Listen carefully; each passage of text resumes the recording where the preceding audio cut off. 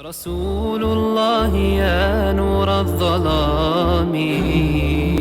بسم الله الرحمن الرحيم، والصلاة والسلام على محمد عبد الله ورسوله. بعد أن جهر محمد عليه الصلاة والسلام بالدعوة يوم أن صعد جبل الصفا ونادى كل قريش: يا قوم اعبدوا الله الذي لا إله إلا هو. تقريبا كل كفار قريش صمتوا على هذا الخبر وعلى هذا الحدث إلا أبو لهب كما ذكرناه سابقا، فانصرفوا جميعا بعد هذا الحدث. ولكن هناك كانت بعض التساؤلات من كفار قريش: نعم، هذا محمد عليه الصلاة والسلام الصادق الأمين الذي عرفناه، لكن هل فعلا ما يدعو إليه حقيقة؟ يا قوم اعبدوا الله ما لكم من إله غيره. وماذا حصل للات والعزى وكثير من الآلهة؟ بل ماذا حصل عن 360 آلهة وصنم حول الكعبة وقتها؟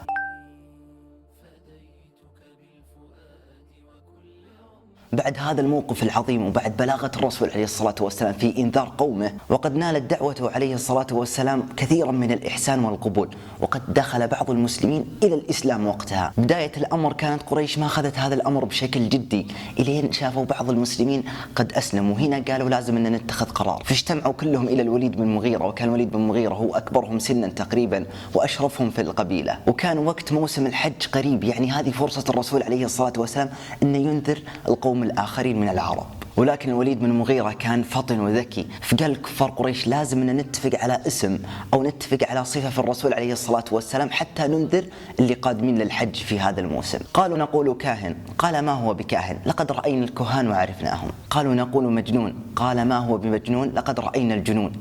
قالوا: نقول شاعر.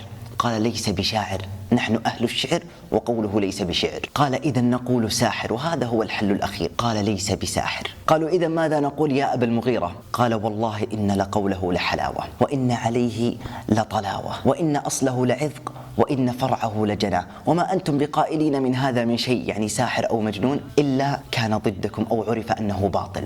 ثم أكمل وقال: قال: أقرب القول أن تقولوا ساحر، قوله سحر يفرق بين المرء وأبيه، وبين الأخ وأخيه، وبين المرء وزوجه. وفعلا تقريبا في هذا الموسم من الحج لم يؤمن أحد بالرسول عليه الصلاة والسلام، ولكن هناك فائدة أو إيجابية من هذا الحدث، هو انتشار خبر محمد عليه الصلاة والسلام عند القبائل الأخرى والمدن الأخرى. بعد انتهاء موسم الحج كفار قريش خذوا الأمر بأكثر جدية، فاختاروا عدة سبل لمحاربة محمد عليه الصلاة والسلام. راح أذكر 4 سبل هي المشهورة تقريبا.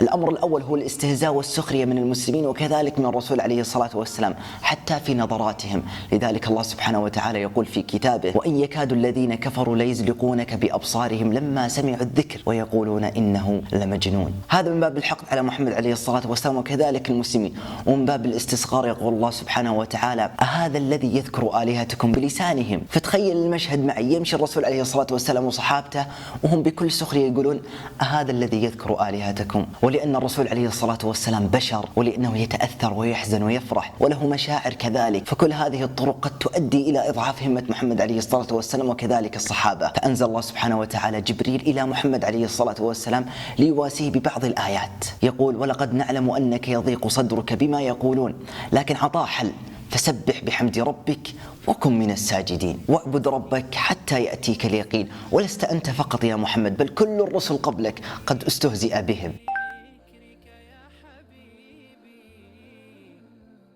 الأمر الثاني هو محاولة إبعاد العامة عن سماع الرسول عليه الصلاة والسلام. لذلك يذكر كتاب السيرة أكثرهم أن أول سورة قرأت على الملأ أو على كفار قريش بشكل عام كانت سورة النجم في السنة ال5 من النبوة، يعني تقريبا بعد 2 من الجهر بالدعوة. بل أن أحدهم يقال له النضر بن الحارث كان يقول بكل استهتار: كيف أن محمد عليه الصلاة والسلام أفضل مني حديثا. فسافر إلى الشام ليتعلم بعض القصص الشعبية وبعض قصص ملوكهم هناك. يوم رجع إلى مكة بدأ يعقد بعض المجالس عند الرسول عليه الصلاة والسلام، يعني إذا شاف الرسول عاقد مجلس يجي يعقد مجلس وراه ويبدأ يسولف مع الناس عشان يبتعدون عن الرسول عليه الصلاة والسلام. لذلك أنزل الله سبحانه وتعالى عليه هذه الآية: ومن الناس من يشتري لهو الحديث ليضل عن سبيل الله بغير علم ويتخذها هزوا. لكن مع ذلك كله كان في إقبال شديد على محمد عليه الصلاة والسلام، لذلك كان يجب أن يتخذوا طريق آخر وهو الطريق الثالث. وهو إثارة بعض الشبهات وكذلك بعض الكذب على الرسول عليه الصلاة والسلام. لذلك يقولون إنه كان أضغاث أحلام هذا اللي جالس يقوله، بل بعضهم يقول إنها أساطير الأولين، يعني أكاذيب الأولين اخترعها محمد عليه الصلاة والسلام. ومع ذلك كل هذه الثلاث طرق لم تنفع مع محمد عليه الصلاة والسلام ومع رسالته. لذلك كان لهم طريق رابع وهو النقاش والجدال حول ثلاثة أمور كانت تعيق كفار قريش، وهي التوحيد والرسالة والبعث بعد الموت. فكرة البعث بعد الموت كانت تعيقهم كثيرا، لذلك كانوا يقولون أإذا متنا وكنا ترابا وعظاما أإنا لمبعوثون أو آباؤنا الأولون. بل أن أحدهم كان يقول أموت ثم بعث ثم حشر حديث خرافة يا أم عمرو. هذه الفكرة ما كانت فقط عند كفار قريش، بل انتشرت كثيرا وخاصة في زماننا هذا تقريبا عند الملحدين. ولأن رجل قريش وكذلك الملحد لا يؤمن بما أرسل به محمد عليه الصلاة والسلام كان الرد عليهم عقليا. في الدنيا اليوم كثير من الظلم، فهل فعلا أو حقا أن يموت الظالم بدون جزاء؟ إن مات بدون جزاء ما حق المظلوم؟ إن لم يؤخذ حق المظلوم في الدنيا فهناك موعد في الآخرة يجب أن يؤخذ. لذلك كثير من الملاحدة من القرن الماضي آمنوا على هذه النقطة، بل كثير من الفلاسفة كأفلاطون وسقراط وغيرهم من القدماء لأنهم يؤمنون بهذه الأمور بدون أن تبعث لهم رسالة. فبعض الأمور في الدنيا نؤمن فيها فطريا كوجود الله سبحانه وتعالى وكذلك اليوم الآخر. أنا يمكن أطيل في هذه النقطة ولكنها نقطة مهمة، لذلك ربما عقلية الملحد وكل البشر ما تستوعب هذه النقطة. يقول الشيخ علي الطنطاوي في كتابه نور وهداية: تخيل أنك طفل جنين في بطن أمك، وقلت لك تخيل أن في حياة في الخارج، وحياتك في بطن أمك أمعاء، معدة، أشياء بسيطة في بطن الأم، ثم قلت لك هنا حياة خارجية فيها سيارات، فيها طيارات، فيها أمور تقريبا هذا الطفل مستحيل أنه يستوعبها. فهل فعلا هذا الطفل راح يؤمن فيها؟ مستحيل. كذلك عقل البشر اليوم هنالك أمور مستحيل أن نتصورها لأن ما رأيناها. فتصوراتنا العقلية في الدنيا مستحيل أن تبنى على التصورات العقلية في الآخرة. لذلك الله سبحانه وتعالى يقول: واصفا لنا الجنة لا عين رأت ولا أذن سمعت ولا خطر على قلب بشر.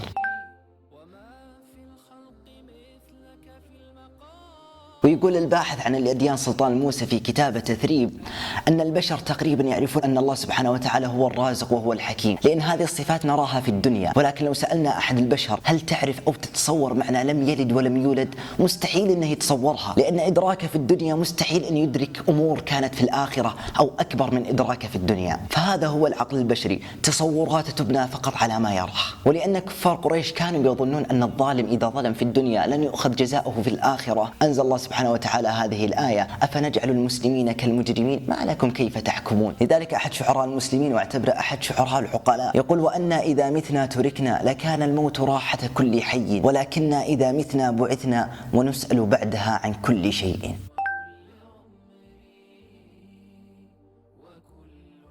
والأمر الثاني اللي كان يعيقهم تصديقه كيف أن الله سبحانه وتعالى يرسل رسول بشر، فهم يظنون أن هذا المنصب أعلى من البشر. والله سبحانه وتعالى قد كرم بني آدم أن جعلهم يعبدونه مباشرة، وكذلك أن جعل بينهم نبي ورسول. فمحمد عليه الصلاة والسلام يقول: إنما أنا بشر مثلكم يوحى إلي. هذا هو الفرق، الإيحاء إليه. وكانت هناك كثير من التساؤلات كيف أنه رسول ويأكل ويشرب غيرها من التساؤلات. فالله سبحانه وتعالى يقول باختصار: الله أعلم حيث يجعل رسالته.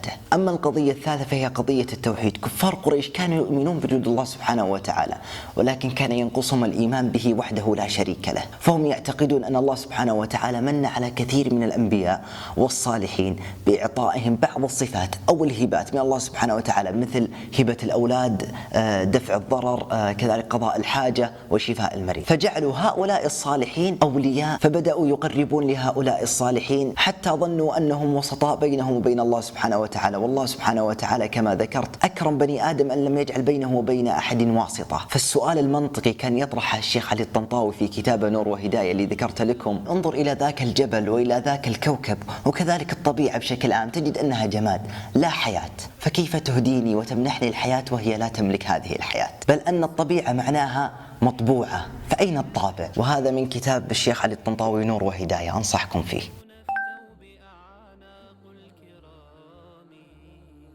فالله سبحانه وتعالى يقول: أفمن يخلق كمن لا يخلق. لذلك الله سبحانه وتعالى تحداهم أن يخلقوا بعوضة، لن يستطيعوا ولن يستطيعوا. ففاقد الشيء لا يعطيه. هنا أمر الله سبحانه وتعالى رسوله أن يسألهم من أين لكم هذا؟ لماذا آمنتم بهم أصلا؟ فكان جوابهم هو المعروف: إنا وجدنا آباءنا على أمة. حتى أصبح بعض المسلمين يقولون هذه الأبيات: أرب يبول الثعلبان برأسه، لقد ذل من بالت عليه الثعالب.